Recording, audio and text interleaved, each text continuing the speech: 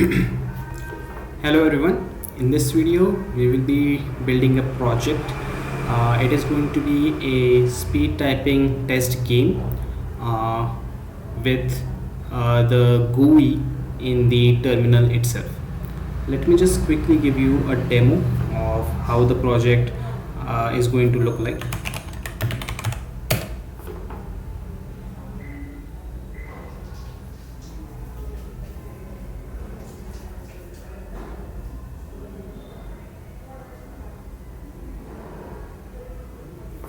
Okay.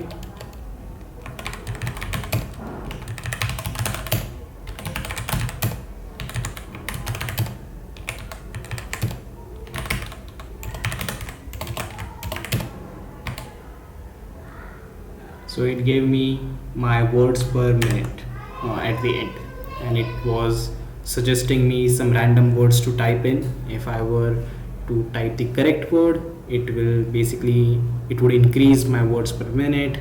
If I gave the incorrect word, it would discard that word. So we will be using state transformer as well as concurrency inside this Haskell project. I will also explain them even if you don't have much idea about concurrency and state transformer. I will expect some basic knowledge of Haskell. This tutorial is not for absolute beginners. I would expect you should be able to know how to write a functor applicative and monad instance. So let's start with the project.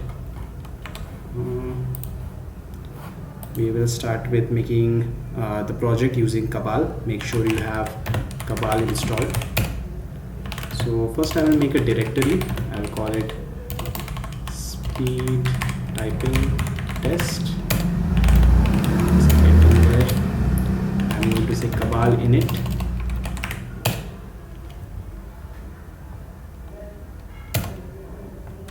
Oops. I wanted to select library plus executable. Yes, let's have the latest version, package name, license. It is going to, it will be in this project concurrency is involved, so I will pick concurrency. Source, let's have the latest language, GSC 2021. For executable as well, the same version. For test as well, we will not be adding any test here, but still let's have it in case in future if we want to add the test cases.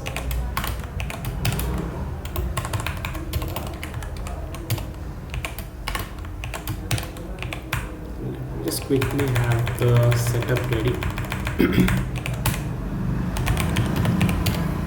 So this is our directory structure, project structure. If I go into source, there is mylib, and outside in app, this is the main.html file. Basically, when we will build our project, the executable will start executing from here. So what I want to do is, instead of writing, let's just write all our stuff in mylib itself, and instead of sum func, I want to give it the name main. It will return IO unit main str.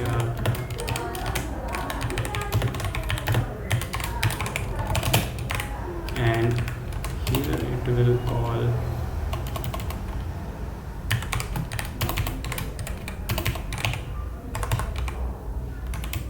mylib as L. So I'm going to call L dot main. We don't need this.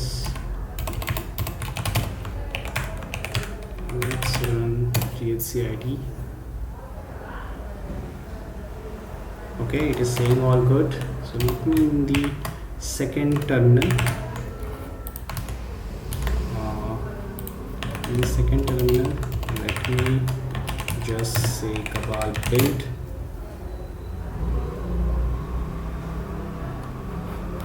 Not in scope.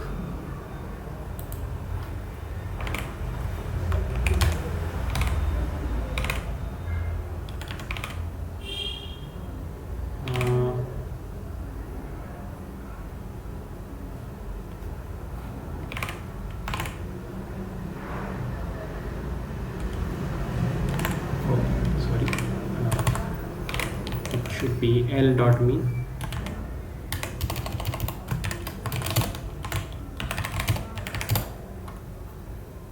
Okay, it got built. Let me just run it, and it is saying hello from mylib. So we will be writing all of our code inside this mylib module. For the UI part of it, the UI on the terminal, I've been using a package called vty, which is a terminal UI library. I will give you the introduction of it and I will explain it briefly later on. For now, we will start with the very first thing. Let me just quickly open up a readme. Okay, I don't think we have a readme here. So let me just create the readme file.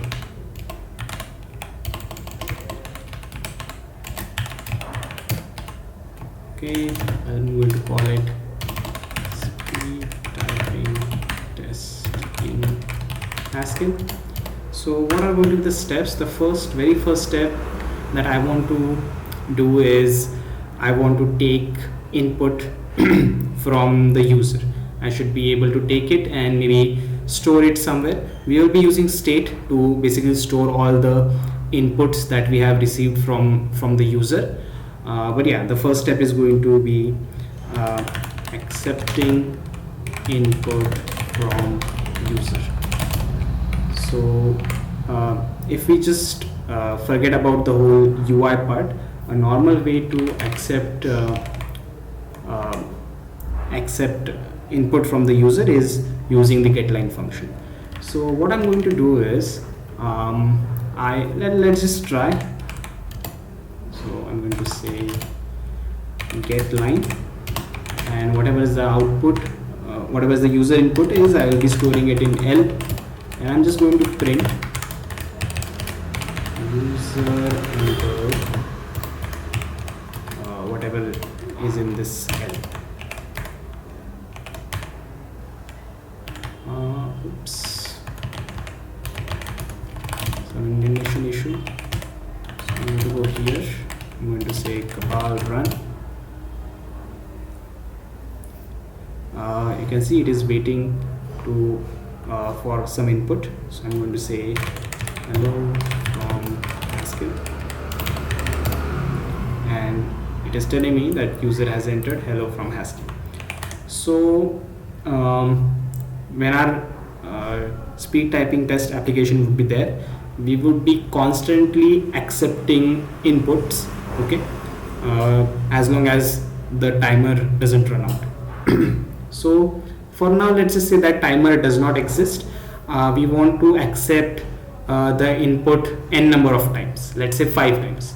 So let's just write a function to accept to get the user input n number of times, and I will store. Okay, let's just take that and I will immediately print it. So I'm going to say accept user input n times. I'm going to create a function like that, and I will pass in 5, basically the number of times I want to accept this input. Accept user input n times. It will take an integer and it will not return anything.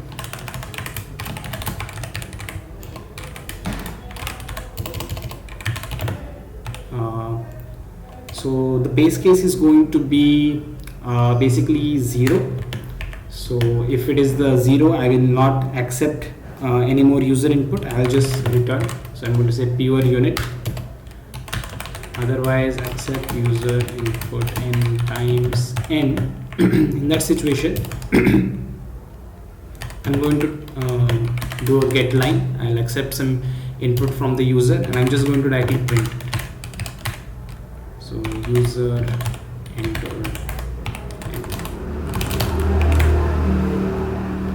and obviously I need to call the function again. So in that situation, I'm going to call the same function again, input n times, but this time I will decrement n by 1.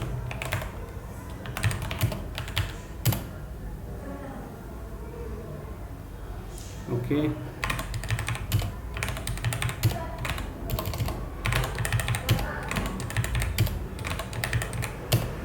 Okay, it accepted the user input 5 times. Now that was a good thing. What I want to do is, instead of accepting it and printing the user input, I also want to store the input somewhere. So a great way to store the input is by using state. So you can think of a state as a global variable, global function, which in which all the functions which are wrapped inside the state monad can actually access this state to extract the value from it, as well as write something into that data structure. So let's actually try that. I'll give you a simple example.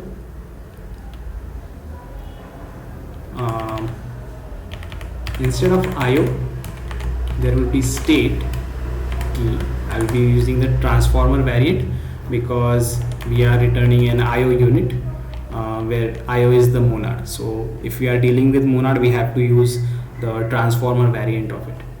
And I want to store strings, and I want to keep storing it n number of times, so it will be a list of strings. So I will have it as a list of string. So that's how you sort of define. So this function is now coming under this state transformer monad. Now in order to run the state transformer, basically the state, if we take a look at here, I'm going to say state t.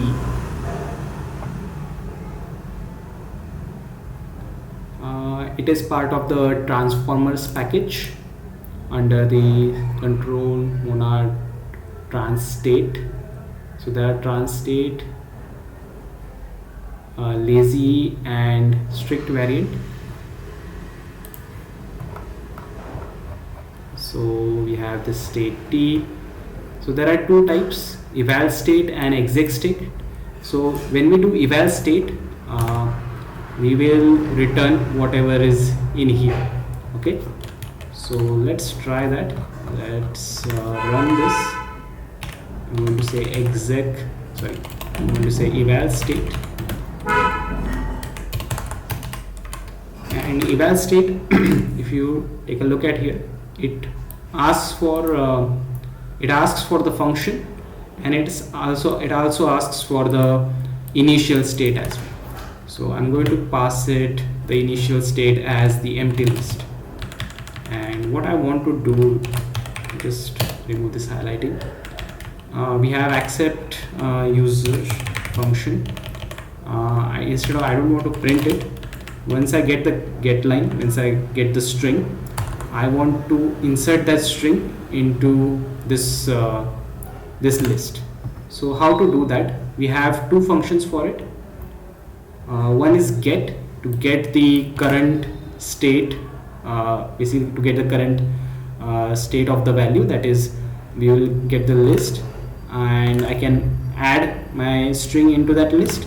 And then we also have a put function, by using which we can insert our value into that data structure, into that state. There is a third function as well called modify. Basically it is the combination of get and put, as you can see in here. So first we'll try get and put, and then we will try modify.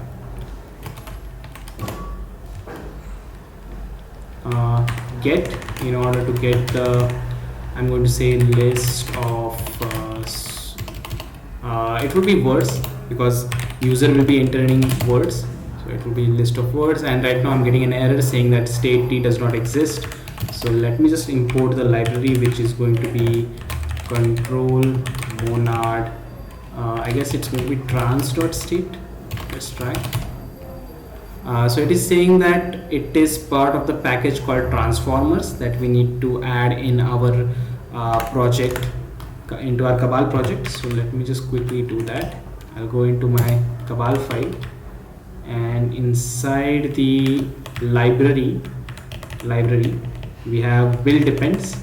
Here I can mention the package name, that is transformers.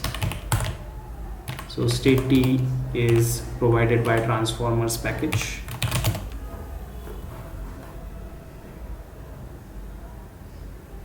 Okay, it is giving me an error saying that couldn't match type IO with state T IO. Okay, so getLine is a function that returns the IO type, but since our function accept user input n times is under the state T monad, we cannot use getLine. For that, in order to use a function that has the return type IO unit, we need to lift this function into the state T monad. For that, we have a function available called lift.io. So again, it is saying lift.io, it does not exist. So let's see which module lift.io belongs to. So it belongs to it is part of the base package, so we don't have to add any package into our Cabal file. There is a module called control monad IO class. So let's import that.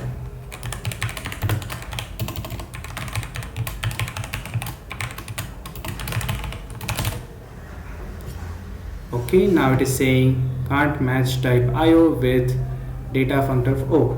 So if we looked at here, it is going to be eval state T and not eval state.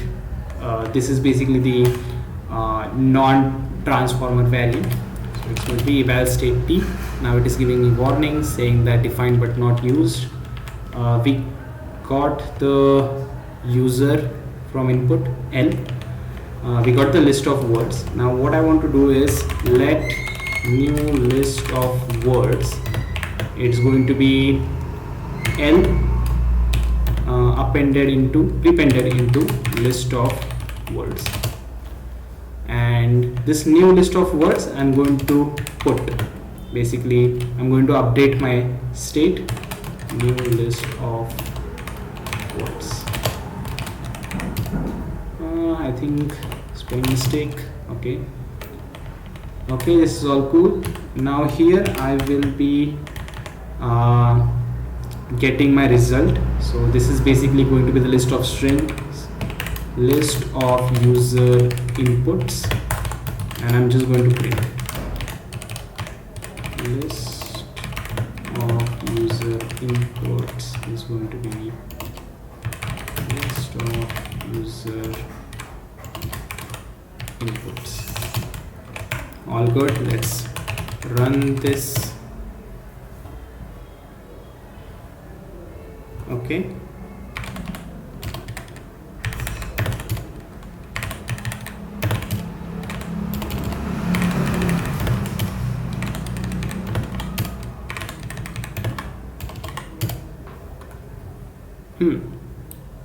so what happened is eval state, instead of giving me this, it gave me the IO unit.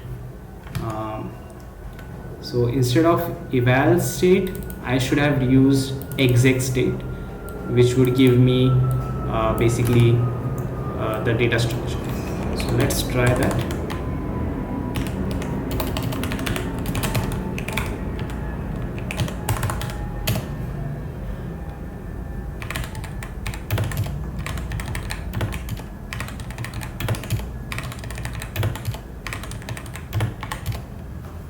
As you can see, I got the list of all the inputs that user has entered.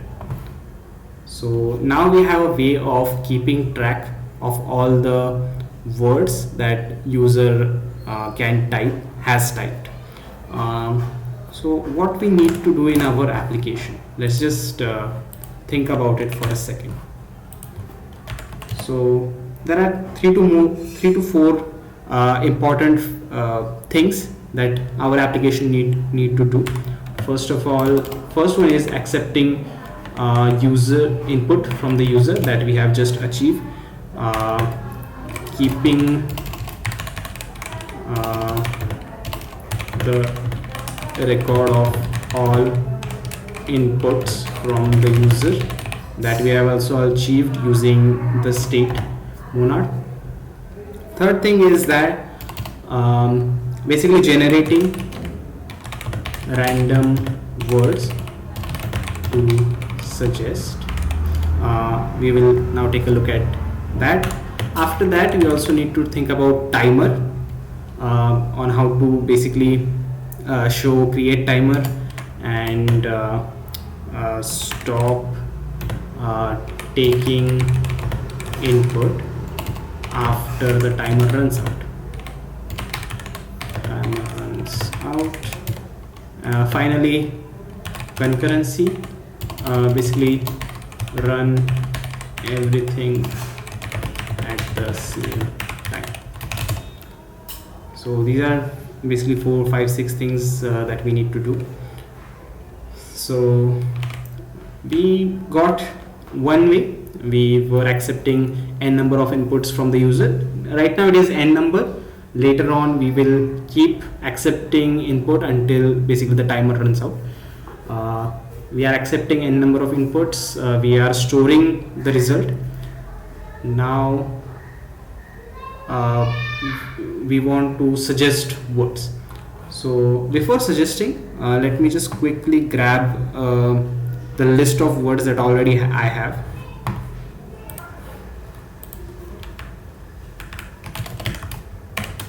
Okay, so this is the list of words. Basically what I want to do is I will be suggesting the words that the user should type out of these words. So when the application will start, the timer will start, any random word from this list should come up, and we are expecting user to type this current word. So we have the list of words. What I want to do is I want to, when this application is running, take any random value from this, take any random word from this list and show it. Let's have this list inside a function first.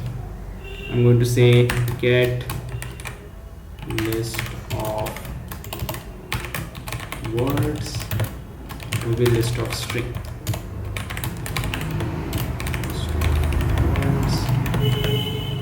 And it will return this list.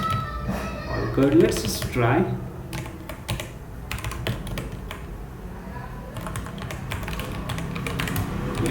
List.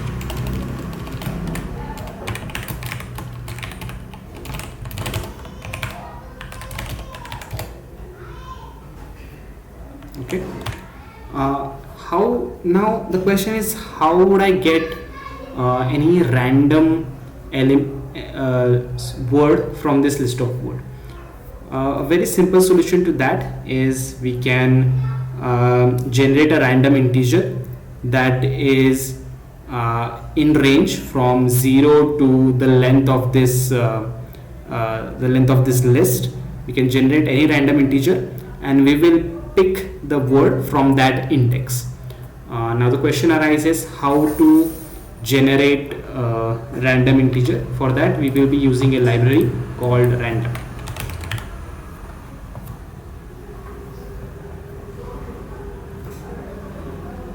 Okay, so this is the package random, and there are several functions here. Okay, out of which we will be needing just one.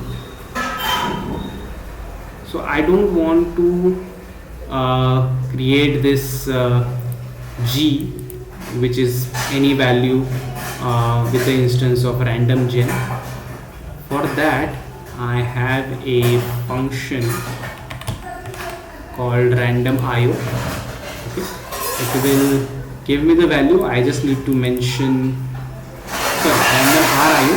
It will, so I can mention the range, and also I need to give it an annotation of exactly what type I want. I want an integer within this certain range, and it will give me the value. So let me just add the package in my Cabal file, random. Then here I think the module name is system.random,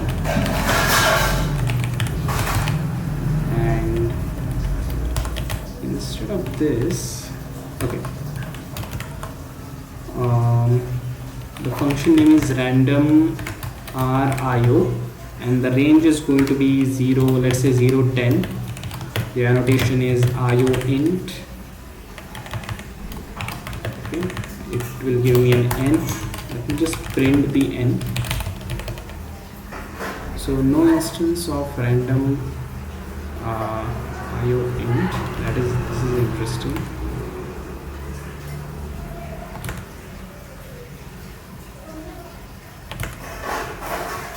Oh, I need to pass in a tuple, not two separate values.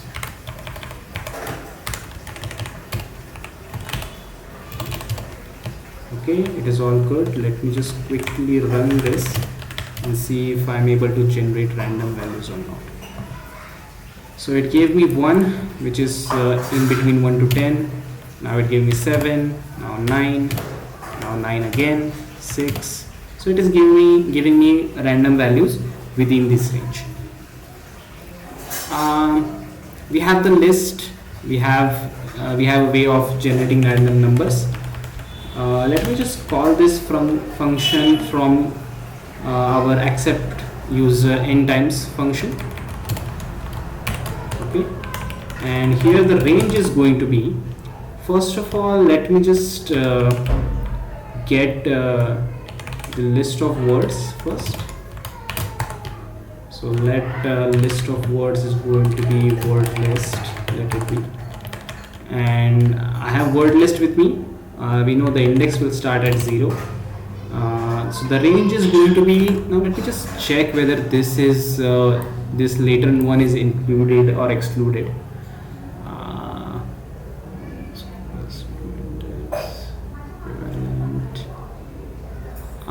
Okay, I'll just assume that all of them are inclusive. So it's going to be length of word list minus 1.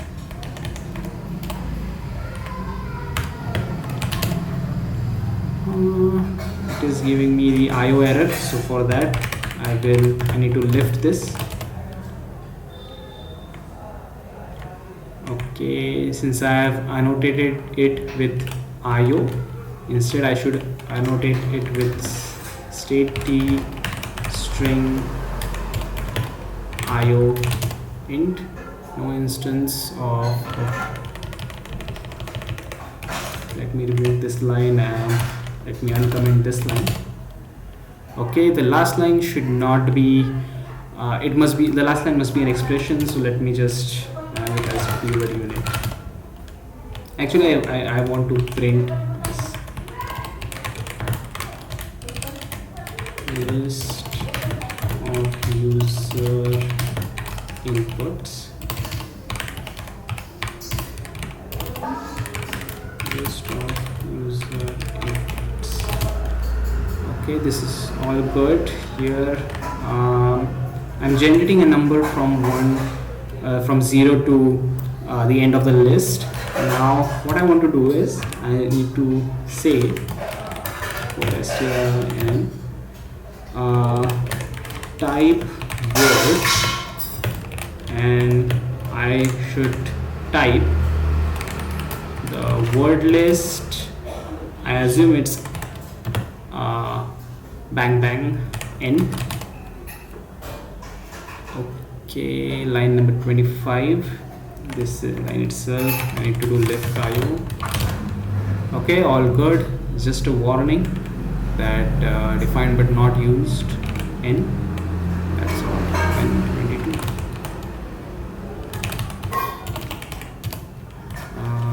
22. We are using it here. Oh, so I'm using n here already. So the compiler is getting confused. So let me just have it as ind being index. Okay, all good. So let's try.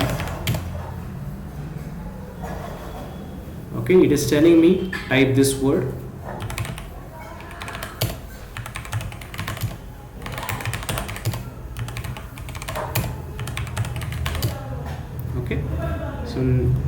I have typed all these words, and I also have the list of words that user has typed.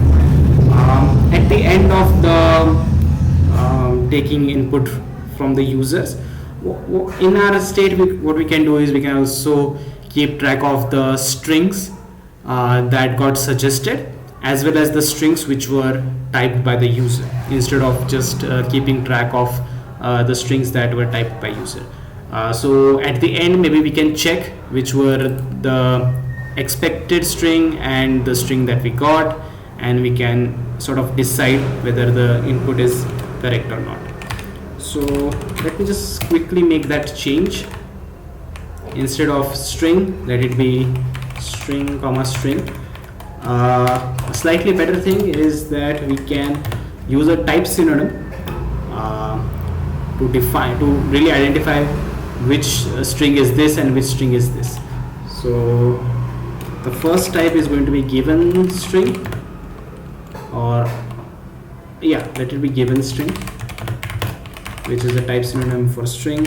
The second one would be user input string, and let me just have it here, string user input string.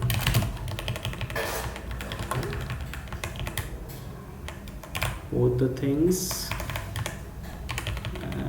I need to change this as well.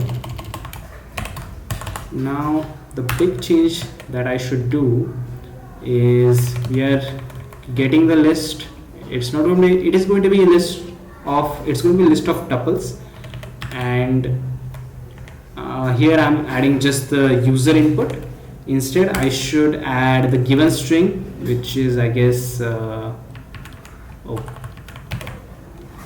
we are not mentioning it. So let me just create another variable called suggested word.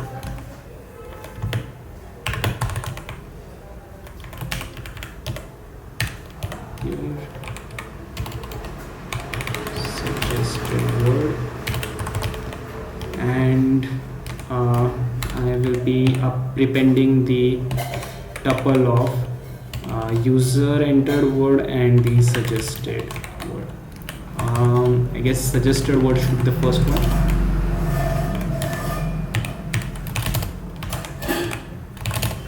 Okay, all good. Let's just run it quickly.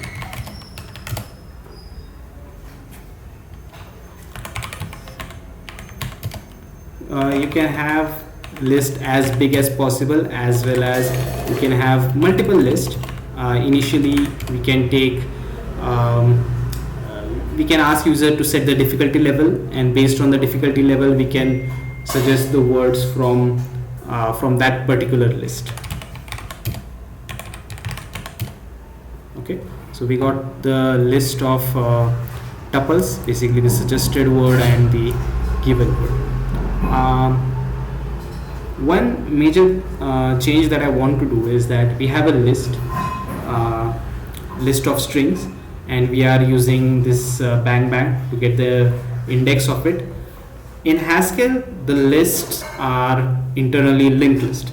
So even if we say that I want the index of this, it is not going to be a big of one operation. It is going to be of n operation. Basically, it is going to do a linear traversal. It is going to search that index in the list, and then it is going to give us that value. So instead of using a normal list of string, I want to use vectors. Vectors are nothing but arrays, and indexing on those arrays can give us the result in O of 1. It is a small optimization since our list is going to be right now small, but in future if you want to have a bigger list, or as a best practice, you should use vector. So this is a package called vector. Here we have data vector, and if you look at this, the bang, you can see it is telling me that it is O of 1 indexing. So let's just use that in our Kabal file, I'm going to add the library called, I guess it is called vector. Okay, this is called just vector.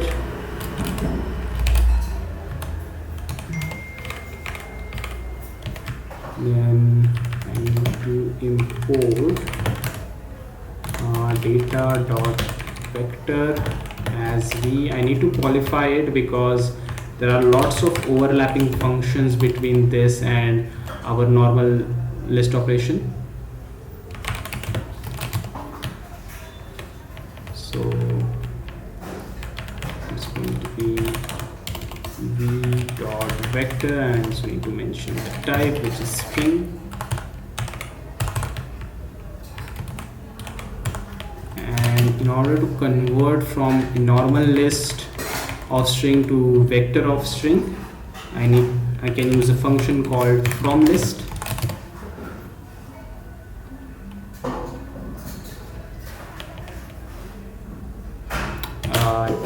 Now here, instead of bang bang, I should use single bang, but I also need to give it v dot. Okay, all good, everything is working fine. So I have the basically the list of given string as well as the user input string. Let's just quickly write the function to calculate the correct words. So let's do that. Let me just create a lambda function that will take the user string. No, the given string is there, so I'm going to refer it as G and the user string as U. If G is equals to U, then 1, else 0. So if the string is correct, accurate, basically add 1 point, otherwise don't add anything. From the list of, it's not really user inputs, it's going to be let's just call it list of words for now. So we have list of words, and I'm going to map this thing, and after mapping we'll get list of ones and zeros, one for every correct word. And if I did the sum of it and I print it, so I'm going to say correct words. I think I forgot if else. I forgot the keyword if. So if G is equal to U, user inputs does not exist here, it should be list of words.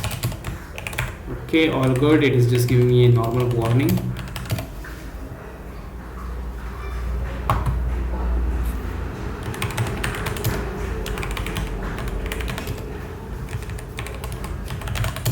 Let me just write something wrong.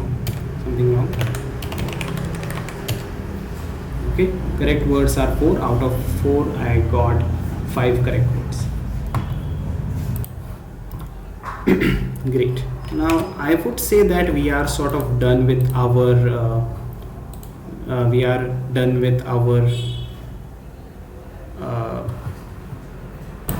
just a second. We are done with our user input taking part. Now let's focus on the timer part.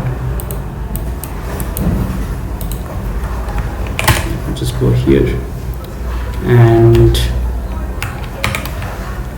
so for timer, let's just have a function timer that will take an integer, basically the number of seconds, and it will not return it, it will return IO unit. It will take n, and it is just going to print n, and then it is going to call itself again with n minus 1. Let's have the worst version possible, and when I hit 0, it will not print anything, it will just return. Everything is fine. Let me just remove all this and let me call it timer with 5 seconds. Let's see what happens. No instance of show IO.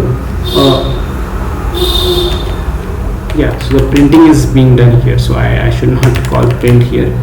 I should just call the function.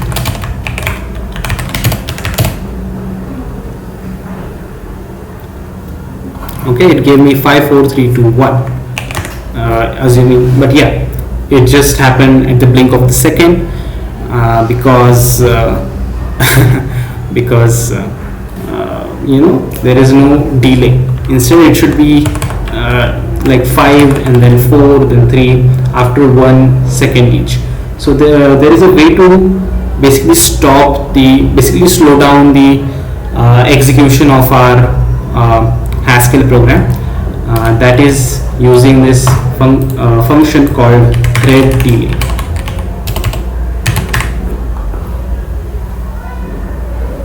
Okay, it takes I'm not sure if it is, yeah, it's probably this one. Let's just read its documentation.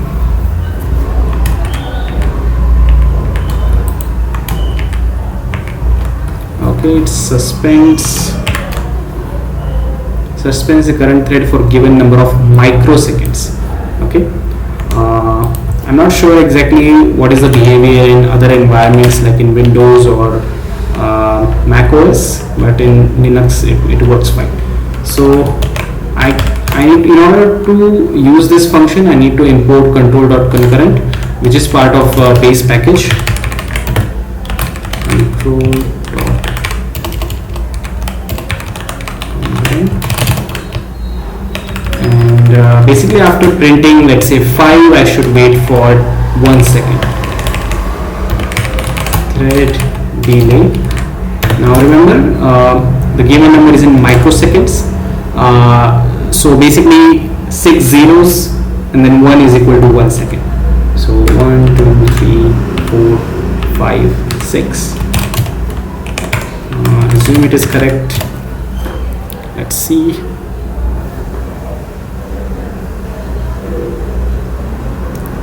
Perfect. So yeah, it worked out great. Two things. First of all, it is printing these numbers on new lines. Okay, instead of printing it on new line, it should print it on the same line itself. So in order to do that, we will be using a character called /r. So I'm sure you have heard about /n, which basically prints to the new line.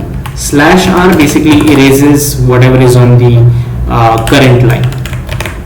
So let's try that.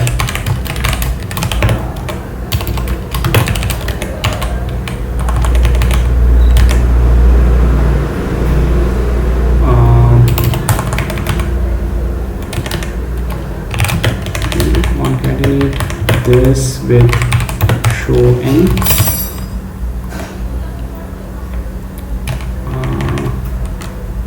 I guess I should put up this inside. Okay.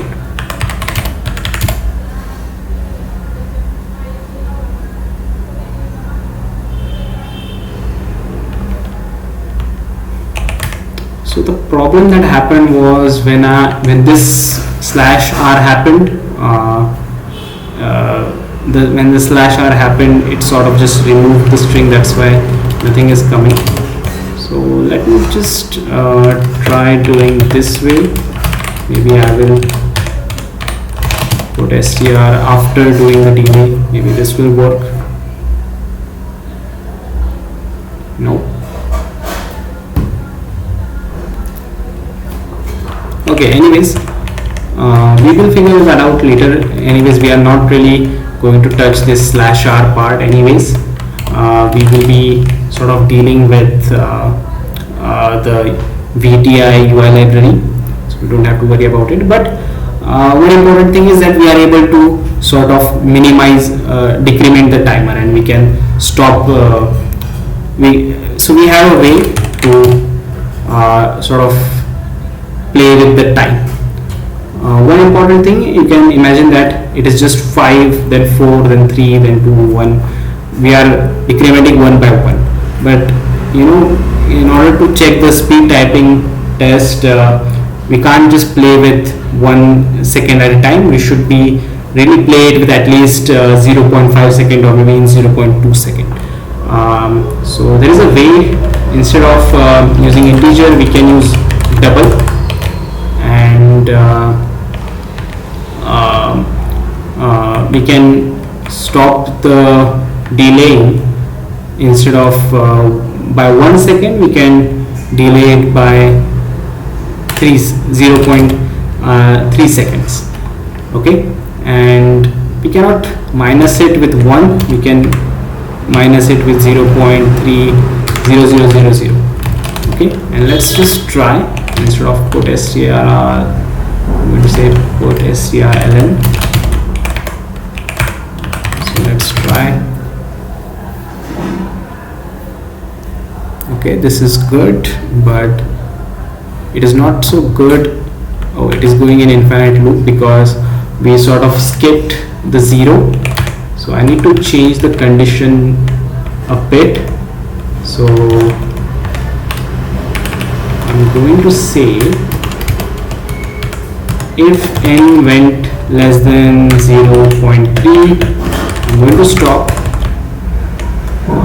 like 0.1, let it be 0.1, otherwise let's have this condition and this condition, these two conditions, let it be there. Yeah, this makes sense. So now the code will stop. The other problem is that you can see it is 3.5 and then there is just very long string. So I want to truncate this number into just 2 digits, just 2 decimal after the point. So for that I will be using, like, I found a solution on Stack Overflow. I will be just copy pasting that code. So I have a function called this truncate underscore that basically takes the value and basically how many precision you want. I would say I want 2, and it will give me that precision. And the logic is actually pretty simple. I will be basically sort of multiply the number by 10 raised to the places. For example, if I want 2 precision, I will be multiplying it with 10 raised to 2, that is 100. I will be multiplying the number with 100 and I will be taking the floor value, and then I will be dividing it with the same number, that is 100, so it will just give me exactly the 2 decimals. Let's try it. Here I should say truncate underscore n by 2 decimal. It is giving me a normal warning.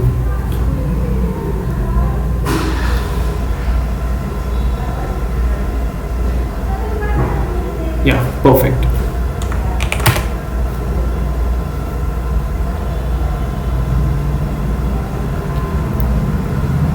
So now we have seen state, we are taking inputs from the user, we have seen the timer as well.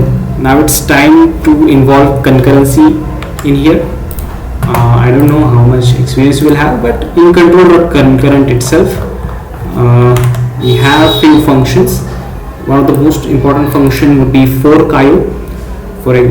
By using fork.io, basically what we'll be doing is any particular function, it takes a function, this function will get executed in a separate thread. Basically our application will keep on running, but whatever is the operation that we have forked, it will run in a different process, in a separate process. It will return us a thread ID, but for now in this application we don't really need a thread ID. So in order to show you, I'll just use the thread ID in this example. So what I'm going to do is I'm going to fork IO this timer, fork IO, and it is saying that it is returning IO thread, so I guess, yeah, cool.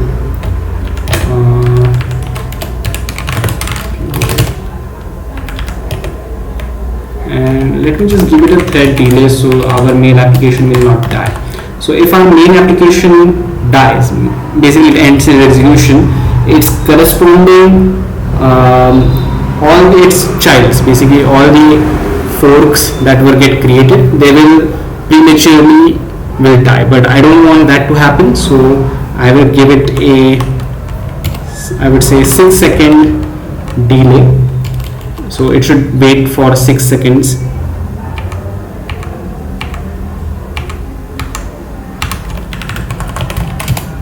So I have printed this, and I'm going to say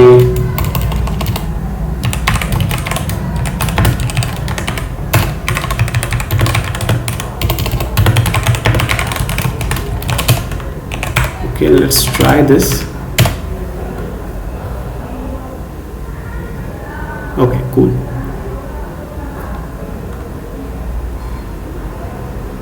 Okay, so you can see hello from Milo. So this line got executed, then this line got executed, and just as it started sort of its computation, the main thread continued on, hello from me. This thread continued on, as well as this timer thread kept on doing its computation in a separate thread. So that's what we want to do.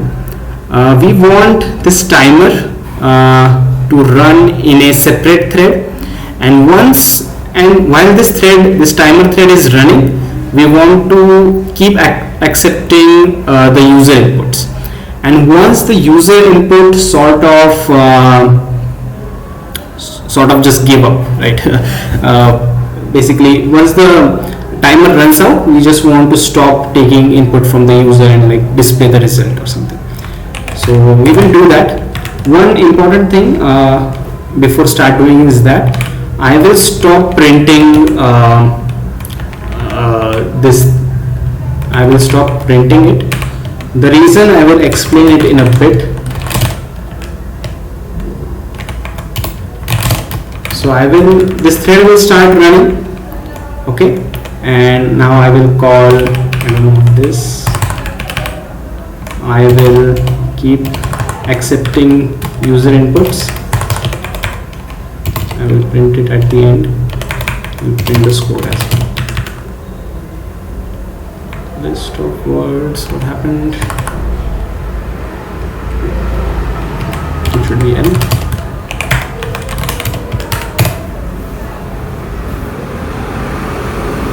Okay, monster village.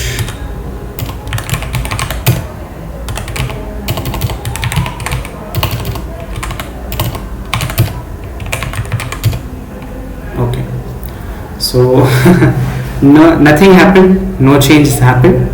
There is a very important reason for it, is because we don't know whether the timer ended or not. For us, there is no way to communicate with the timer whether this basically the timer ended or not, because this is running in a separate thread. We don't have a way to know if this thread has done its computation or not. So there is a very good way of knowing. We basically need to in order to communicate between two threads, there is a communication channel. There is a variable we can basically communicate with called mvar. So let's just take a look at mvar.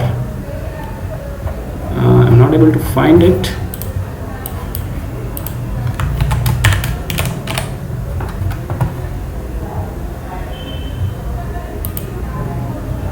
Okay, here is the module.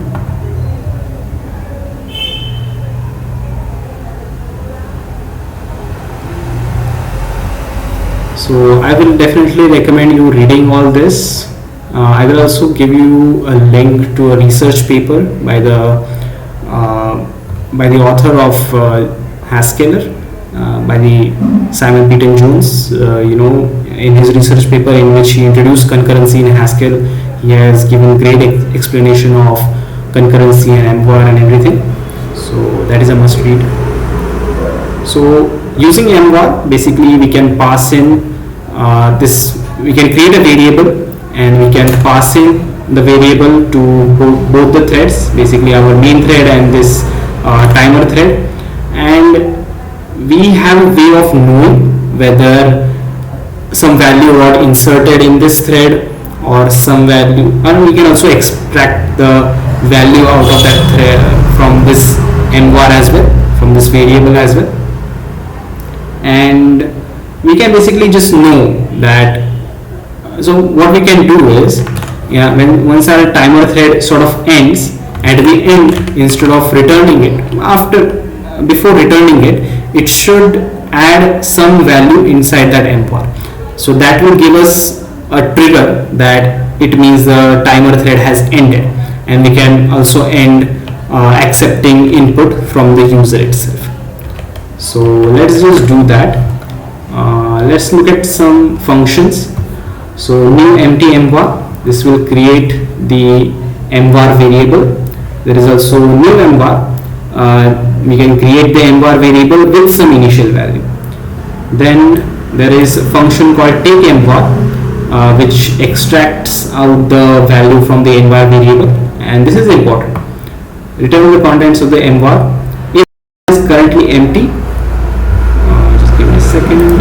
If the MVAR is currently empty, the take MVAR will wait until it is full. So this line is important to know, because so what will happen is that let's say I created a new empty MVAR, and if I try calling this take MVAR, the program will halt. The program will not go ahead unless and until some other thread or some other thread puts the value in that MVAR first. Okay, same goes for put MVAR. As you can see, it puts the value inside a particular MVAR. If the MVAR is full, that is some value already exists in that MVAR, the put MVAR will wait until it becomes empty. So this is a great way to actually synchronize between two or more threads, because the threads will wait for each other, because they will have a way of knowing that, oh, inside this MVAR some value is there, it means that some other thread is somehow using that variables, some process is going on a common value. So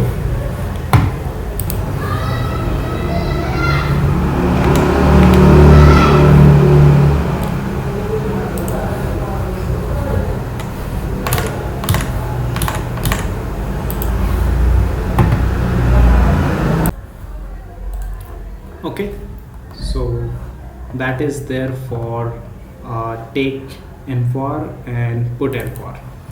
There is also read MVAR, which sort of takes the value from the MVAR variable, but it does not leave the variable empty. This is also something we will be using. Again, it will be waiting it for the MVAR. If it is currently empty, it will wait for it. It is it is a blocking version. Same for swap MVAR. It is going to swap the value, and it will also return whatever is in the currently in the MVAR variable.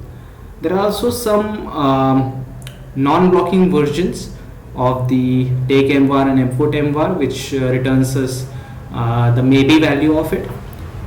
This is something we will definitely be using. So let's try. We have forked it. Let me just create a new empty MVAR.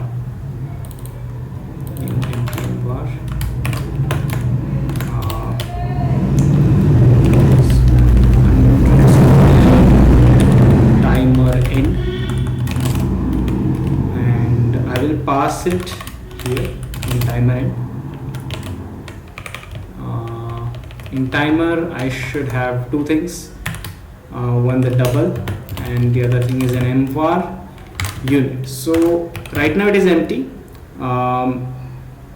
what sort of value can we have? We can have anything inside the var, any value, integer, variable, a list, anything. For now this var is just there for the indication that timer has end, so we can just put unit there as sort of an indication that it has ended. So when I'm again calling it, I need here I need to mention timer end var, and let me just recall it here. Okay, all cool. What I want to do is before, once the timer ends, I'll be putting a value, put mvar. What is the syntax for put mvar? It takes the mvar, so timer end var unit. This is yeah, this looks correct. Now what we want to do is exec state is there. So in order to just try it, what I want to do is I'm going to say take mvar timer end. Okay, let me just quickly comment this out, and I'm going to say timer ended. Let me just comment out this line as well. Take mvar, we don't care.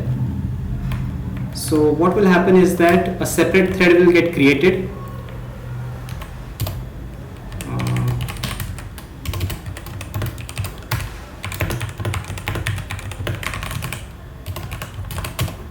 So what will happen is a separate thread will get created where the timer will keep on decreasing once, and it will print this main thread.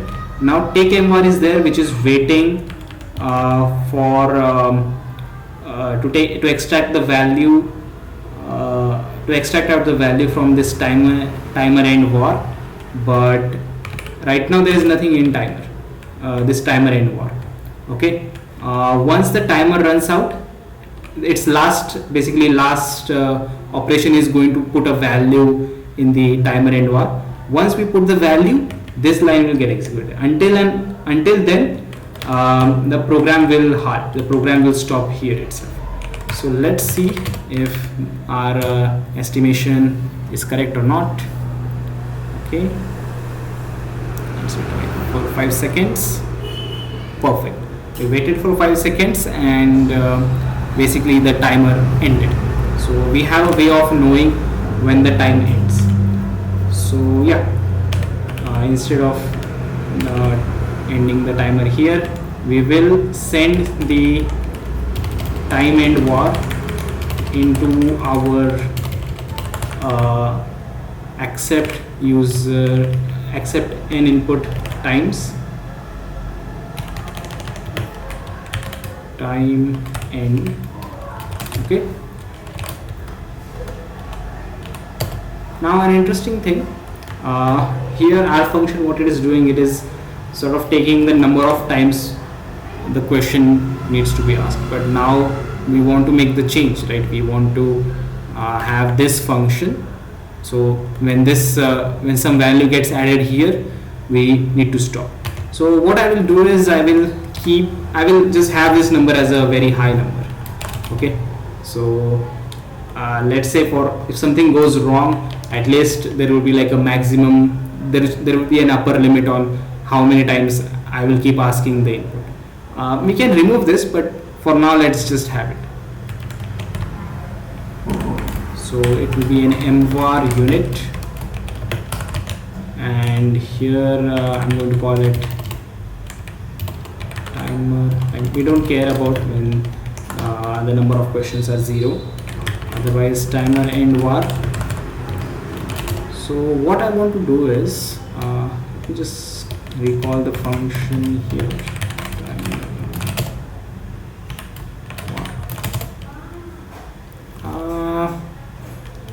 timer end. What has happened? What's wrong? Line number 53.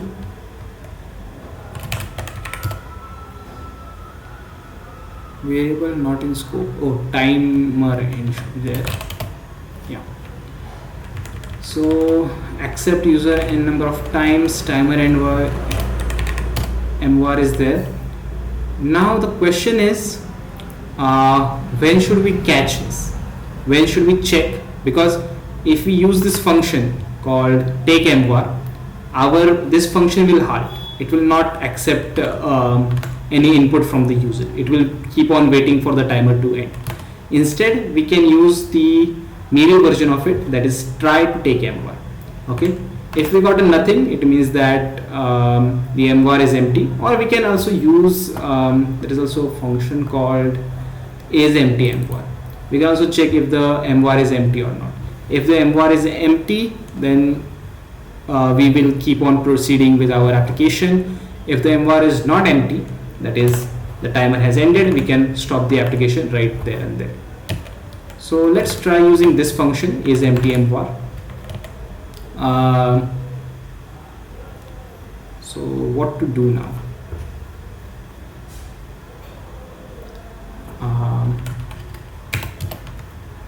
Is empty mvar time mvar. So there is a function called when. I don't know if you know.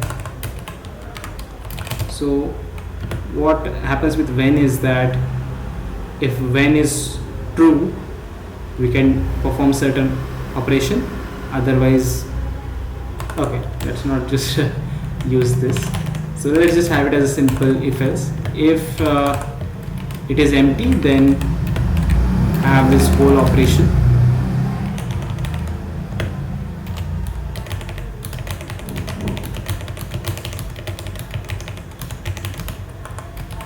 This is very imperative looking, but for now it's fine. Otherwise, return time end var, timer end var. Sorry about the spelling mistake. Oh, it is an IO boot. Okay. So we need to extract the value.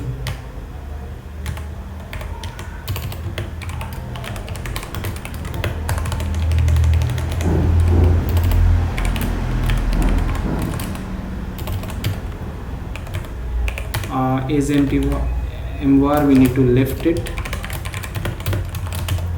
Okay, all good. Let's try and actually run this.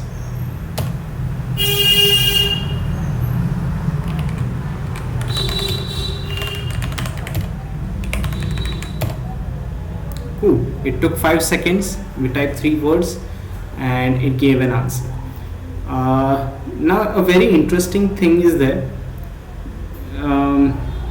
Is that let's say the timer went out, okay, at some point while I'm inside this block of code. Here I'm waiting for the user to enter something. What if the timer went out while I'm entering something, right? So in that situation, what we can do is, we can let user finish his work. We can check again. Okay, is empty left IO. I mean, if you guys have any better idea than this, please drop it down in the comments. If is empty, then return. Don't add anything in the state. Else do, and we'll have our normal code. So I mean, if the timer ran out and the user is still typing, we will not accept that input. So this is just an extra layer. Yeah, so this is there. Let's try.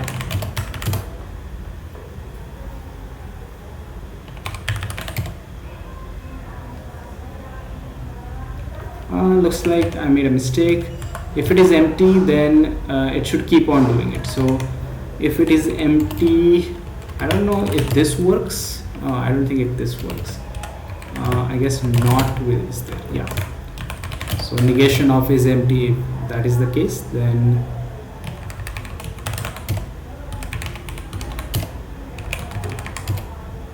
okay, I assume that it was 5 seconds. So if you think about it, our code is kind of perfectly working. It is giving me correct words as true.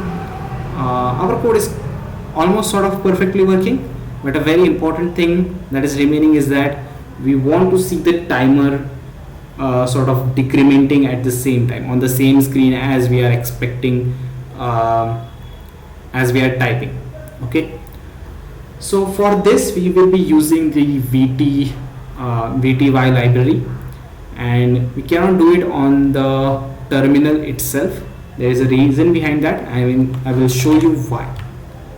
So let's say that we can print it. I go here and I printed whatever is the timer going down, and I'm also, and this is happening in the separate thread, so it will keep on printing it, and I can also take the user from the input. So let's try doing that.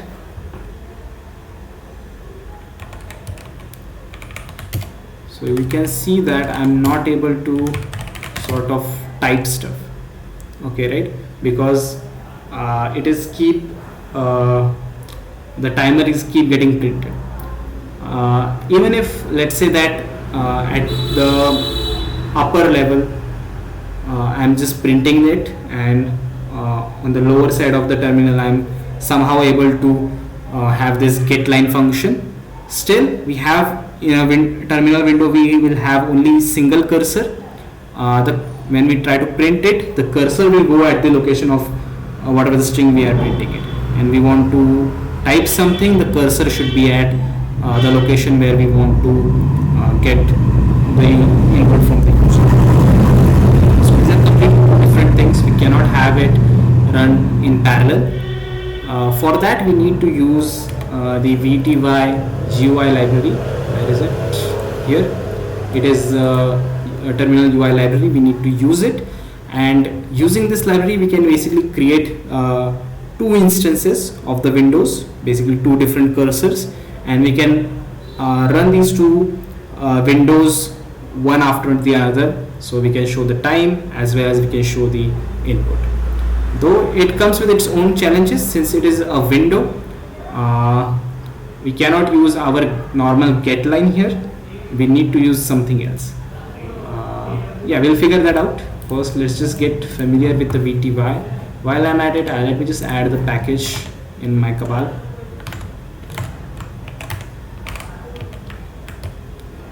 We need two things. First, we need VTY.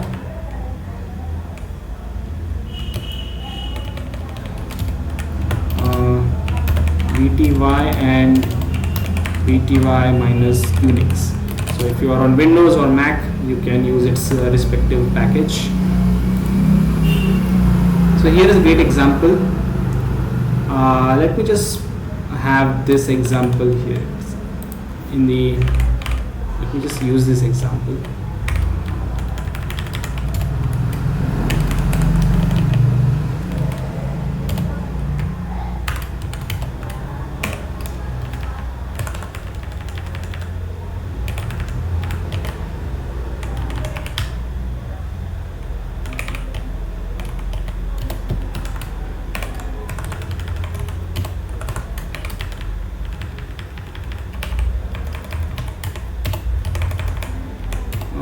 All good, I guess. Okay, fix this indentation. Now let me just explain you what is happening. mkVTY basically creates an instance of the VTY type. You can think of it as the window. Line 1 is an image that contains the string, first line, and this string will have the foreground, basically the color of the string, as green. there is a line 1, this was line 0. Line 1 will also be a string whose background color would be blue. This image is going to be concatenation, the horizontal concatenation of line 0 and line 1. I'm sorry, I guess it is vertical. Let me just check.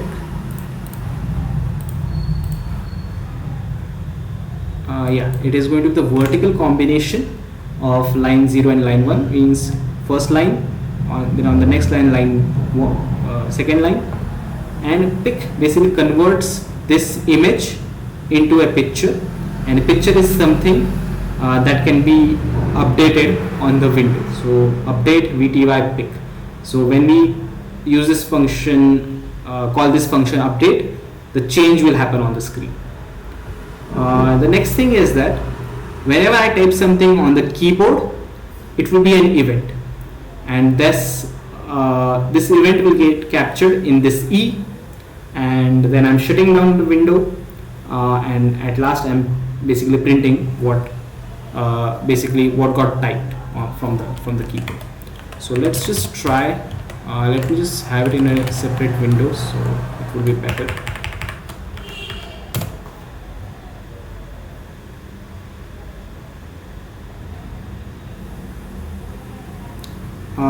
User error, RTS doesn't support. So it says that use GHC threaded when linking. So in my Cabal project, I need to add an option called threaded. So let's do that. Not in common warning, GLC option threaded. I guess it would be part of executable. I'm not completely sure.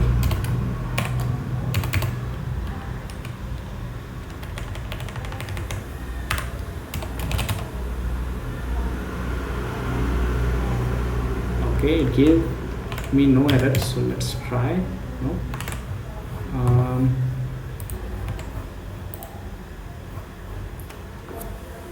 So first of all,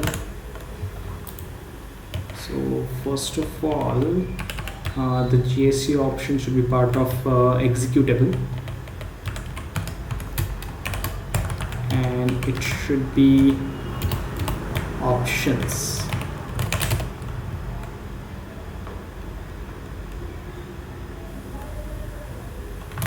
Okay, let me just try.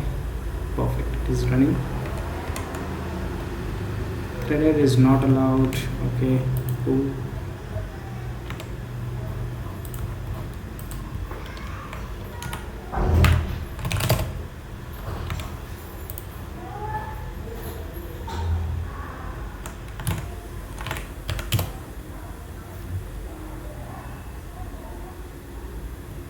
Okay, so this is basically the output, first line and the second line, and the image is still because it is waiting for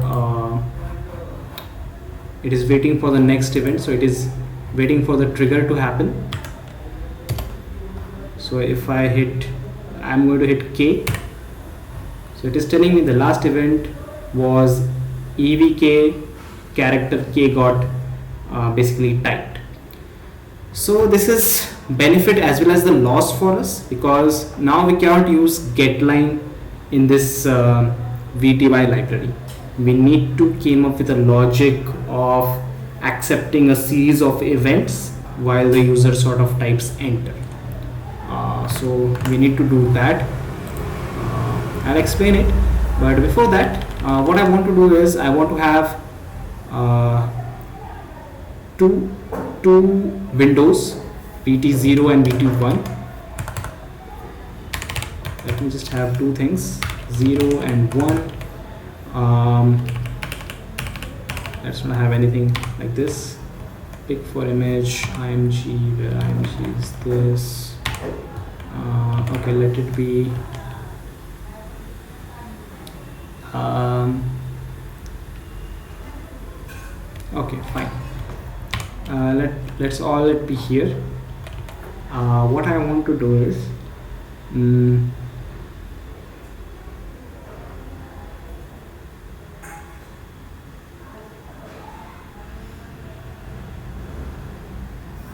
okay, instead of the whole having two windows, right now we will just try to focus on how to accept input from the user while we are inside the window. So it sort of gave the answer. We can get one input at a time. We can wait for it. So we will keep on waiting while the user types enter. Okay. So it looks something like this. Basically the output of E looks something like this. Let me just see how the output looks when I type enter.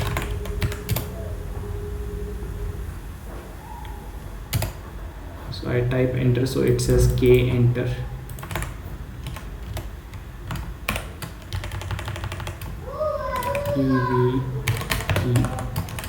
And so this empty list is basically the list of configurations that can happen. So okay, I don't want to touch this right now, so I'm going to have a separate function accept user input n times 2. It will be accept user input n types 2.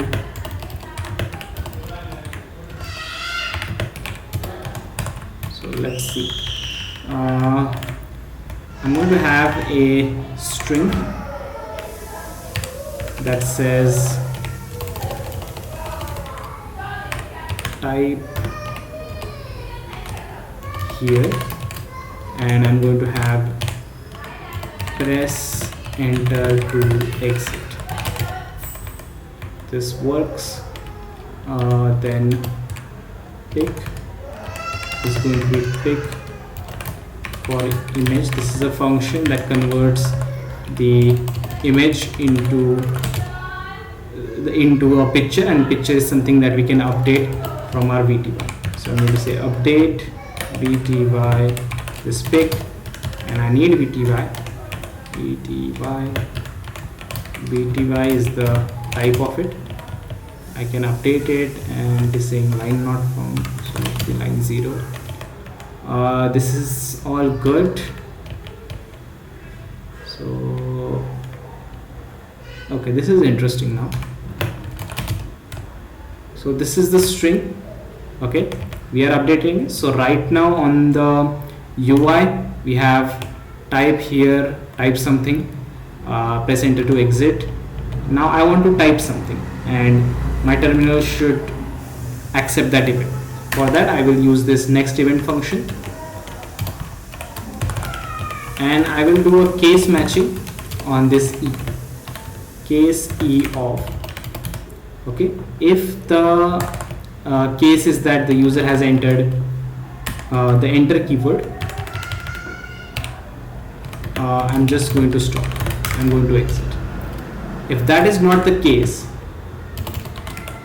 key, and user has entered some sort of a character, I'm going to say C or CH.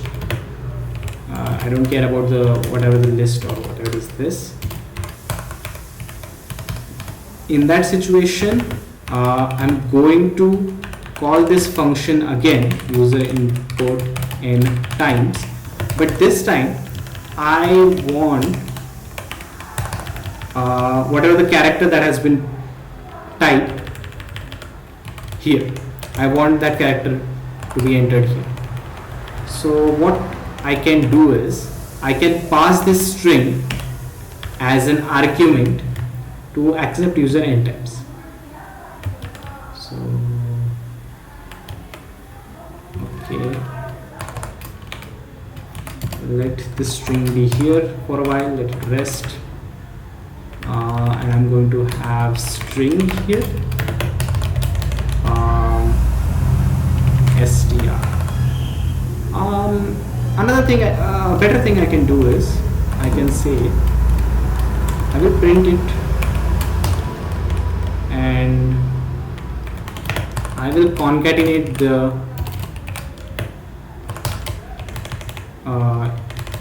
user. Let me just increase the font a bit. User str.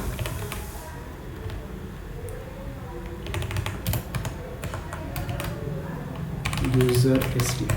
Initially, the user str is going to be an empty string or something. Let me just comment out. We don't really need any of this now. VTY we are going to need. We don't need this. We don't need to update or anything. We need to shut it down.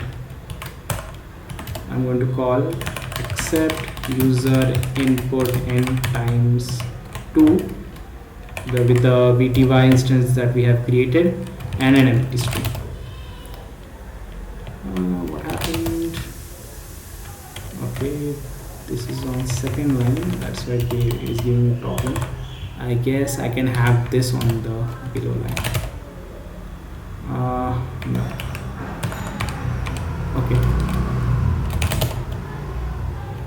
Okay, now it is giving me the error saying that I called the function, and now what I want to do is whatever is here, user str, I'm going to concatenate it with the character that just got added. So my assumption is that it will work fine. So let's try running and see if we got any error. Okay, type something here. I typed T. Cool. Just give me a second.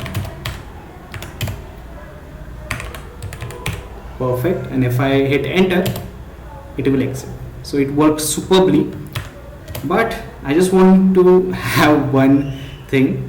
If I type something mistakenly, let's say this, and I want to hit backspace, it is giving the error saying non-exhaustive pattern basis. So we also need to take care of backspaces. For that, let me just see how backspace looks in the code. Just give me a second.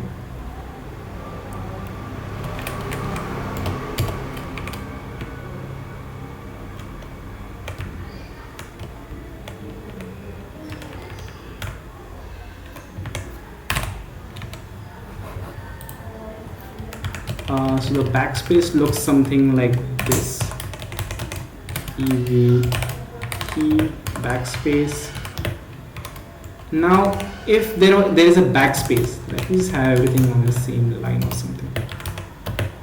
If I hit a backspace, what should happen? What should happen is that whatever is the current string, it should exclude its last character. So there is a function that does exactly that.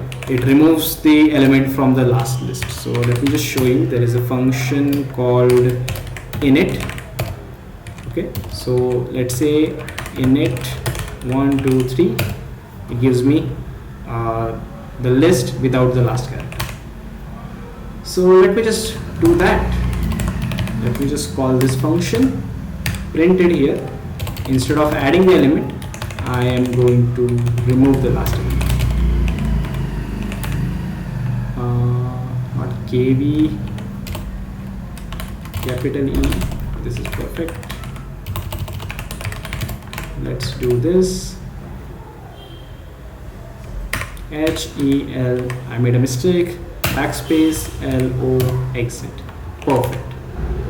But there is still a small issue.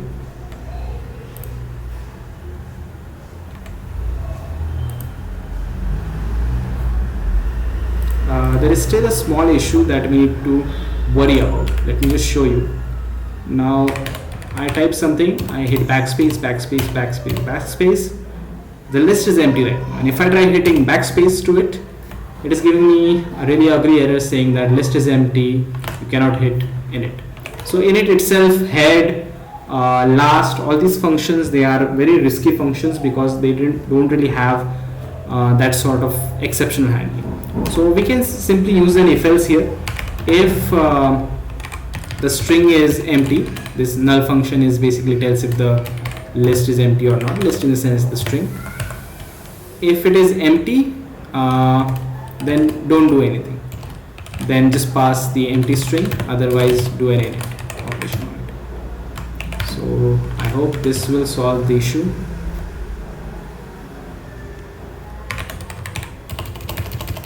I am hitting backspace but nothing is happening. Perfect.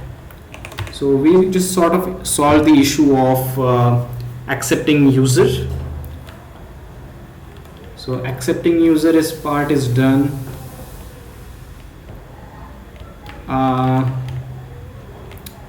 So this will accept one string.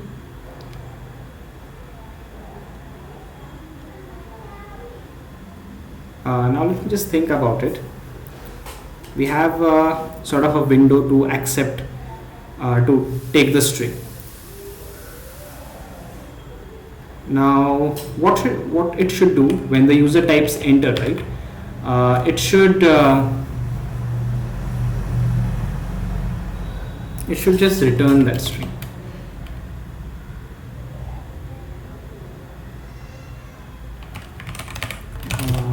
I'm not completely sure about this, but let's think about it. It will return that string. Oh, that. So the string would be user str. Okay, whatever is the string that got collected so far, it will return that string. And we'll have a wrapper function that will just keep calling this function, and it will store everything in a state, something like this. So I'm just going to say wrapper user. Sorry about my function names. So it will for now let's just have it as state t given string user input string IO wrapper user input, yeah, and I need to lift it first. Lift IO, accept user input n times 2. I need to pass in vty and an empty string. So I need vty from here. From main I will get the vty, and it will give me the user string. I'm just going to call it L. I will get it something similar like this. I will get it and I will add it. So I just realized that we use get and put, right? Instead of using get and put, we will use modify. So what modify will do is we can just wrap this thing with modify. So in the current state, it will add this new list. We will take that L, suggested word it needs. So the wrapper needs to create the suggested word. So we have these two functions. Okay, these 3 lines, we will take it.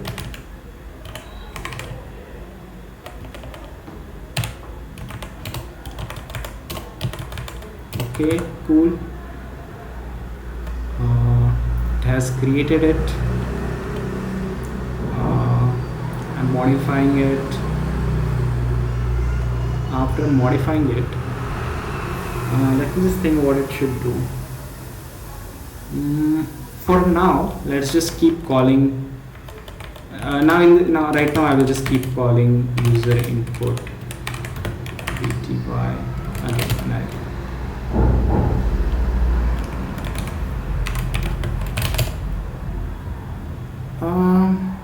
Okay, this is a state. Okay, I made a mistake here. This is a word. List of word is not found.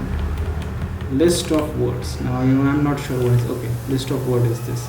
So we don't need this in modify, we can just leave it up until here.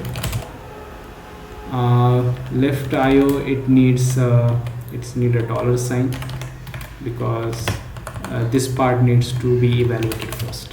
Okay, cool. Let's try running it. So, oh wait, here I need to call, instead of this I need to call wrapper. I need to say these two lines.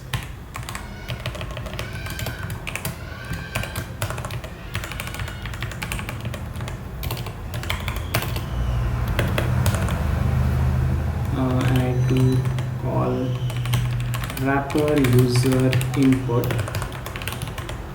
Wrapper user input, and I need to pass vty and an empty string. This will be the initial state.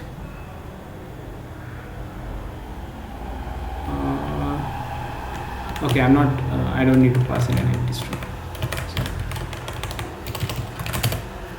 Okay, all good. Now the question is, when it will keep calling it. It needs to stop somewhere. So right now I will just give it an n. So it will keep decreasing, and when n reaches 0,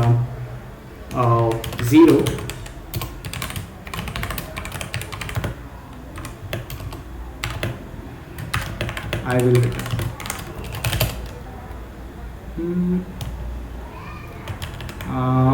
Let it be, I'll just take 3 inputs right now. Let's run this.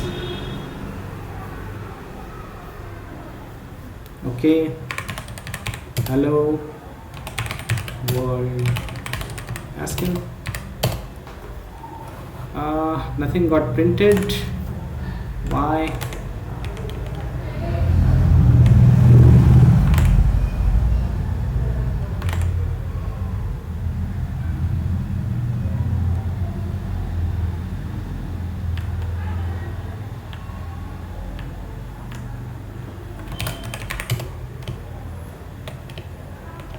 List of words, it is here. Okay, I'm not exactly sure why nothing got printed, but let's try and debug.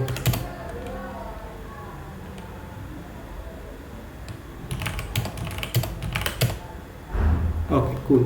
So yeah, this vty instance, we need to shut it down and then we can maybe print it on our normal terminal. So that is something that happened. Cool, no problem. One thing I realize, I need to show the suggested the words that I want to get typed in. I need to show it on my window. So let's just add that. Let me just have line 1, line 1 string with 4 color green. Let's, instead of green, let's just have red. Oh wait, let this be the user string and let this be type and basically the suggested word. So the suggested word, I think I need to pass it as an argument. Suggested word, let me see how it is being, okay, it is a single function. So let me just pass it in string.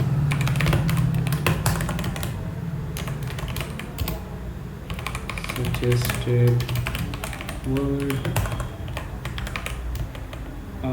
it is getting called in here.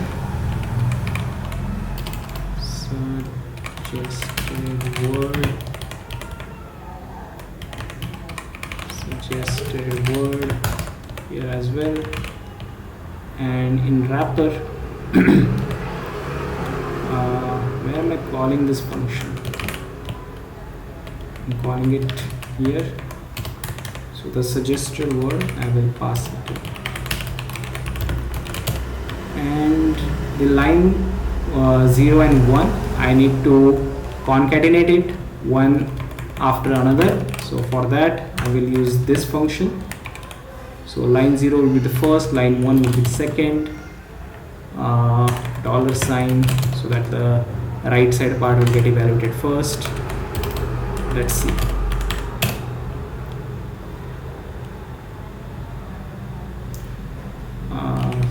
Summer.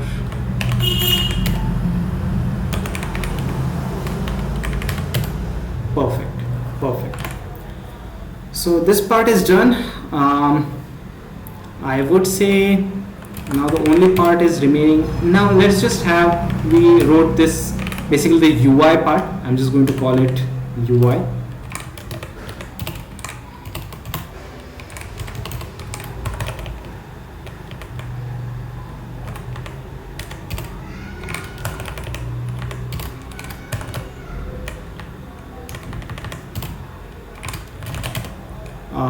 Now the taking input from the user part, the UI part of it is done. I will just have the timer UI. It will take, it will need the VTY. I don't know what else it will take, but for now let's just have this. It will need the time, so double.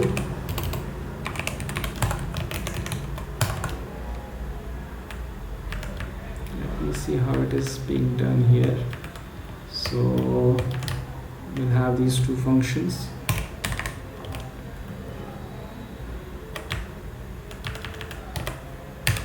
And paste it here. So we'll have VTY and N. For now, forget about this put M var part. We will stop. What happened? There is some sort of an error. Okay, don't want equal sign.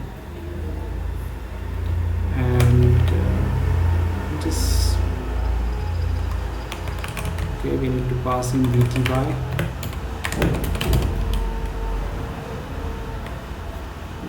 Expected double, but got something because I should call UI. Perfect. Let me just think about it for a second.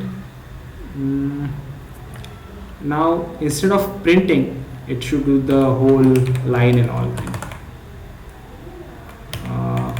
Let me just have it on a line below it and line below it. Let me just have this line. Left line is equal to this thing. I'm going to say time left. Suggested word is not there. It would be show truncate of this.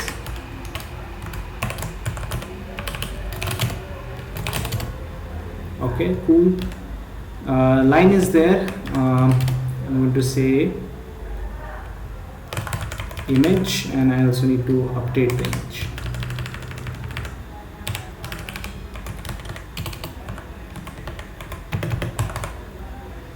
Line 0, don't need that. We don't need the dollar sign now, and I need to update it. Oops.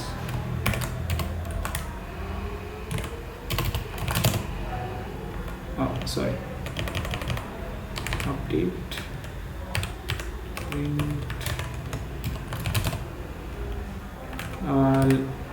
Inside the leg. Perfect.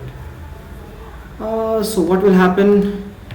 It will show the truncated version, then we will decrement it.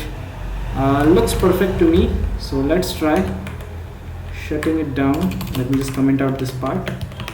Let me just comment out this part as well, and let's call it timer UI. I will pass in the VTY instance, and let's have a 5-second timer.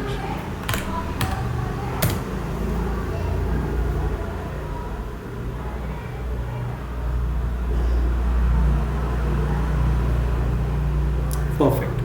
Just one small thing, I mean it's not really necessary, but yeah, when this happens, what you can do is you can also show time up on a red text time up, and then we can wait for like 2 seconds, show it, and then we can stop showing it. We can also do that. So the timer UI part is done. Accepting user input n times UI part is done as well. So 2 UI things are there. Now we just need to run these 2 things concurrently and communicate with them using mvar, just like we have done in the non-UI part. So let's do that. I don't think it will be very difficult. But there is one important thing that I want to talk about, is that we need to have 2 separate windows, that is VT, let's say 0, and VT1. VT0 for, let's say, timer, and VT1 for the user input. So let me uncomment this and let it be VT1. And we should shut down both of them, 0 and 1. Perfect. Now let's just run this. Now what will happen is timer UI will come in. I should shut down timer UI once it got finished. Okay, there is an interesting thing that will happen. Let's see that. So first of all, the timer will come in, the timer will end, and I can actually get to type stuff. Yes. Now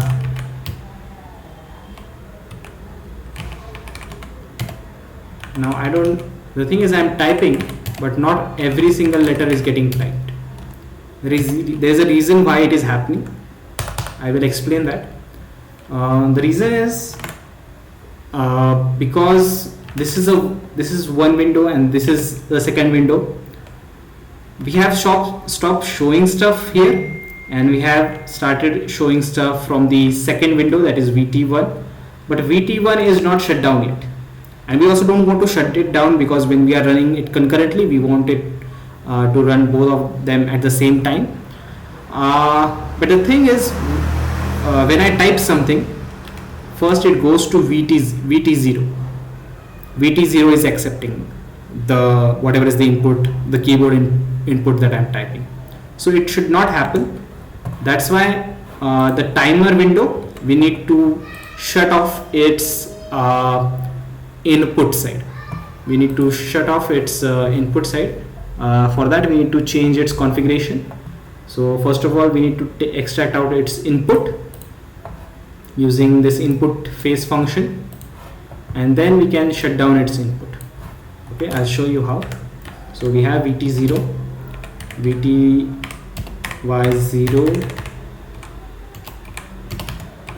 input face will give us the input, and we can say shut down input, input face VTY0. This will be correct, and it is saying that there is some error, input I face. Okay.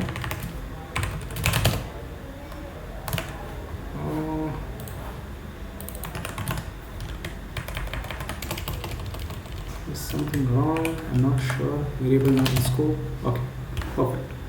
So we have shut down its basically input side. It means that VTY0 will not take any input. So let's try running it. Let's wait for it to finish. Now I can smoothly type stuff.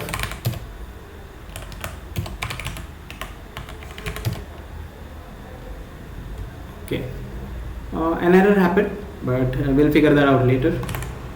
I don't know why mvar is there. I have not created any mvar, but it's fine. Anyways,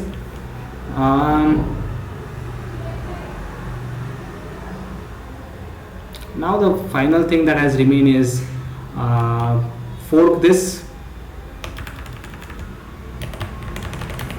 in a separate IO. Now something will happen. This is running and this is running at the same time, but the thing is, these two windows will overlap each other. I'm sure that is something that will happen. You can see they both are sort of overlapping. So for them to not overlap with each other, a very simple thing we can do is that our accept end users, the image that is getting created, we can pad it, we can start it at 2 lines below. So for that we have a function called pad that will take left, top, right, bottom. So we can convert our image. I can say that, is it going to be a picture or okay, it is going to be, I think, an image, right? So pad 0 0 from the top side it should pad at by 1 0 and 0, so it will start at the bottom column.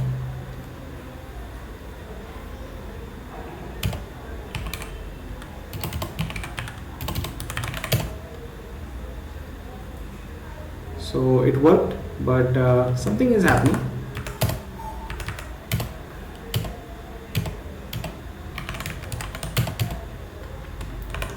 So let's just pad it like 3.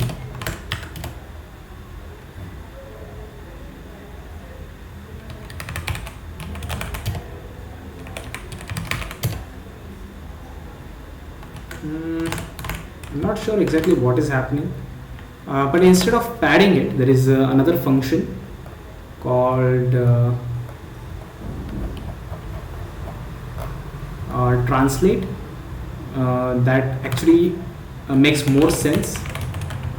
So this will actually move the image rather than increasing its size. So I assume that is the issue that is happening, because I feel like we are increasing the size of this image. So horizontal and vertical, I guess this is what we need to increase. Let's increase this as well.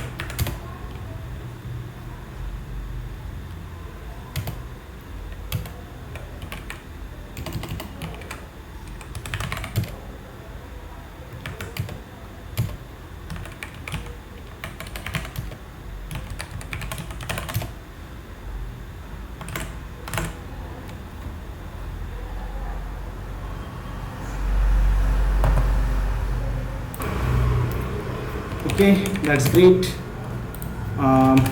It is working. It is giving some issues because the images are sort of overlapping with each other. That is why it is happening. But you can have them separated out, and it will work fine. So for now, it is fine for us. Final thing that we want to do is we need to send them mvar. So this timer mvar, we need to send it.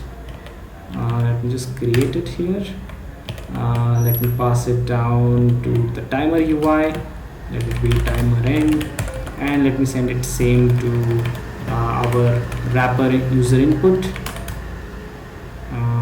Timer input, timer end. Cool. Let's give both of them. I think it is here. It is going to be an mvar unit, because it will only work as an acknowledgement. We don't care. Timer and var.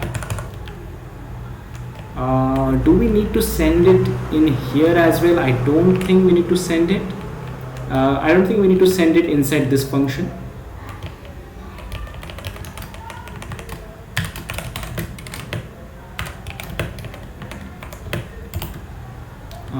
Timer and var.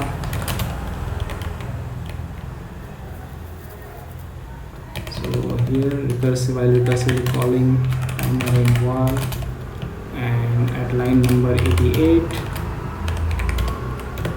timer and var as well. Okay, perfect. this is there. When our screen will end, I need to put mvar timer and var a unit value in there, so it will not be empty anymore. And we have a function called isEmptyVar. So what I'm going to do initially, I will be checking it.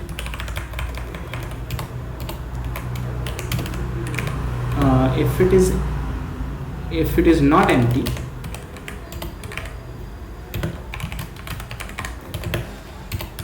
okay, so if it is if it is not empty, then stop, otherwise do the whole thing.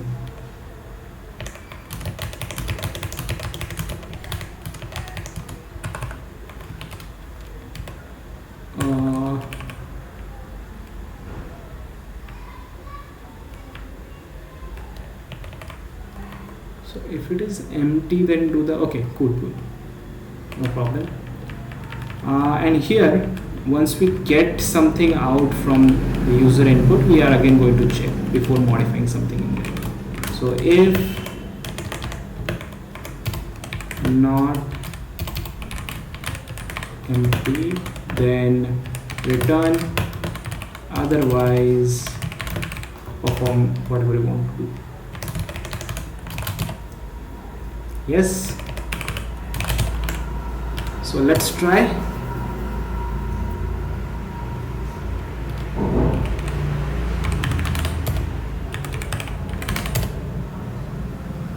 Okay, the program ended. After the timer end, the program ended. Forget about this warning. I'm not exactly sure why this warning is coming in. I need to figure it out. But yeah, when the timer ended, basically our application stopped. So we got out of it. And what I'm going to do is I'm just going to print the list of words. Let's try that again, and let me just have larger seconds. Let me just have 10 seconds, and this will be like an upper limit, okay, of the user inputs that can be taken. So let's just have this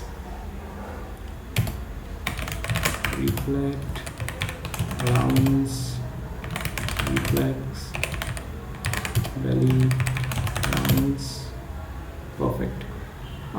Weird thing, it did not printed stuff. I'm not sure why.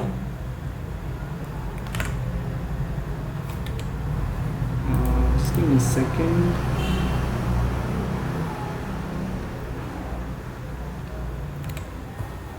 Okay, so I guess there is the reason behind might be the fact that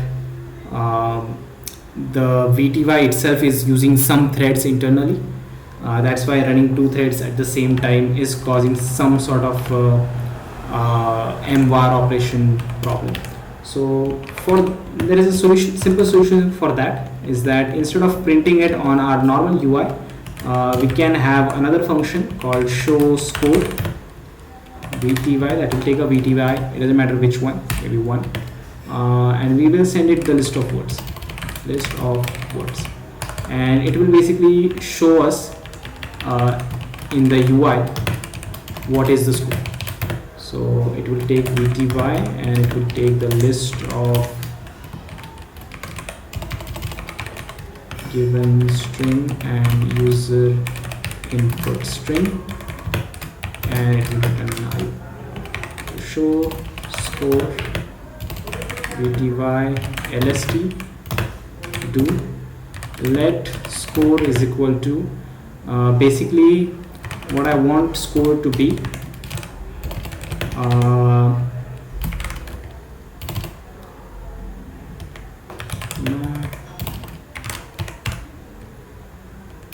We have G, basically the given string, and the U.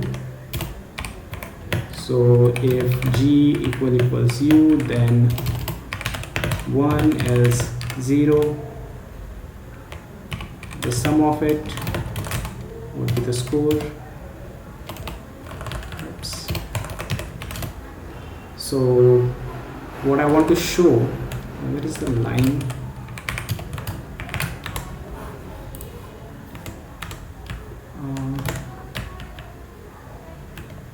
Okay, line is here. Let's use this line.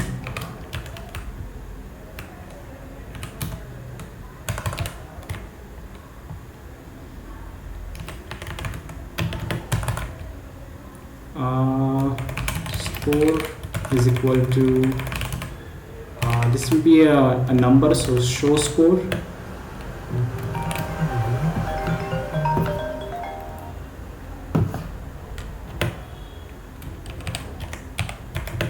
And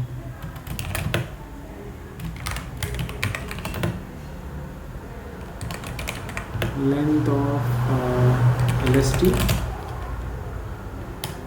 There is an error. I forgot the if. Okay, perfect.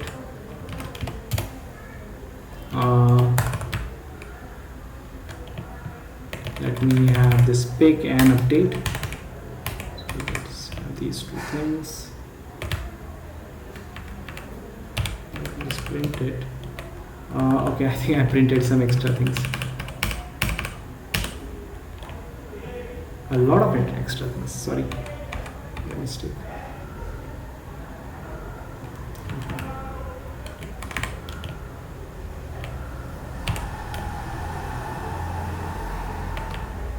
Oh man.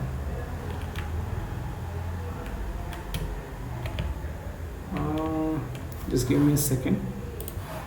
Okay. So we have this. We are updating the pick. It is telling me that length of show, yeah, this will cause the problem. Okay, line 1 does not exist because we just have one line 0. We don't have to translate it. Okay, all is good. The one last thing, after updating it, I just want to have it on the display for a couple of seconds. So let me just have a 3-second delay. 1 2 3 4 5 6. Okay, so you can see I'm creating the score. I just want to show the score here, and I just want to show it for 3 seconds. So let's see if it is working fine or not.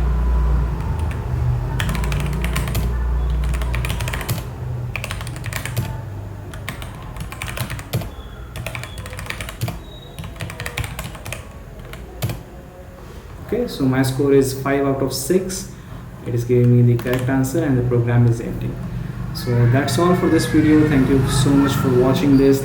Please like, share and subscribe. Let me know in the comments what sort of videos you would like to see more. Thank you. Bye bye.